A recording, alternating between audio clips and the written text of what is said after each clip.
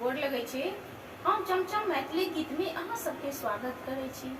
आई एगो हम बेटा विवाह के गीत कहै छी। अहाँ सब हमर गीत जरूर सुनब देखब और हमर चैनल के सब्सक्राइब वीडियो के लाइक जरूर कर देबै।